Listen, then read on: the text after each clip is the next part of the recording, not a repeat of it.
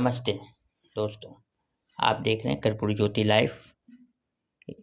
अंतिम में सब्सक्राइब करना ना भूलें। आप जो है कि यूट्यूब, फेसबुक, ट्विटर, इंस्टाग्राम पर फॉलो कर सकते हैं। अंतिम में सब्सक्राइब करना ना भूलें। तो उधर 90 के बाद होता है और जब पढ़ लिख के आने के बाद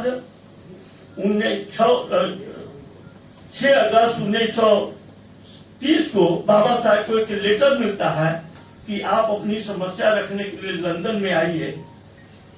और उसके पीरियड में ही चल रहा था ब्रिटिश हुकूमत के द्वारा बिहार, पूरे भारत में जाति आधारित जनगणना का खतियान बन रही थी।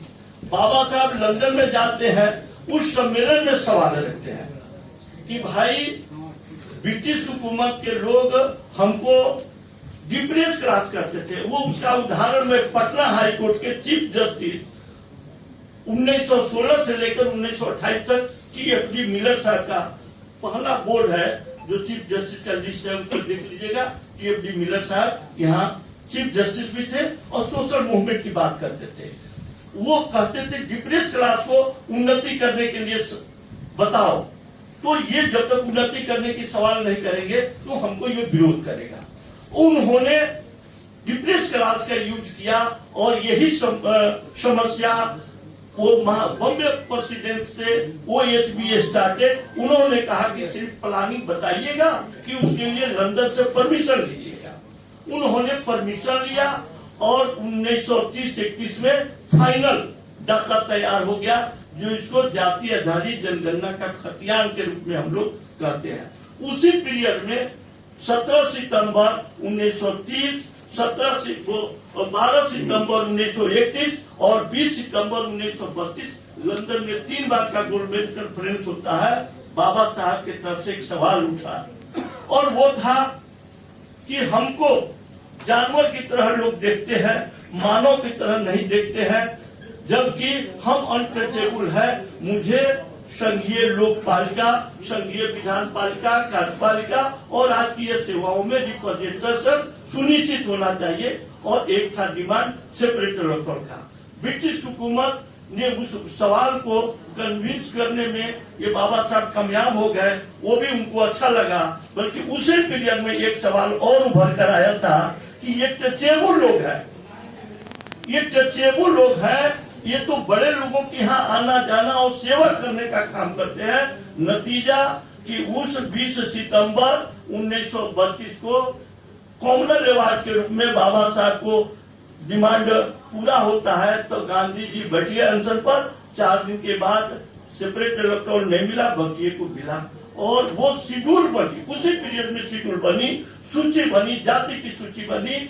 वो कहां से उठाया गया था? तो 1930-31 के जो जाति आधारित जनगणना का खतियान था, उसी से एक शेड्यूल, एक जाति की लिस्ट बनी जो शेड्यूल कास्ट करते हैं, एक ट्राइबल की लिस्ट बनी जो आदिवासी करते हैं।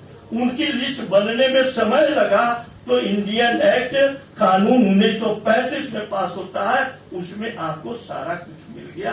उस टचेबल वर्ग के लोग रह गए।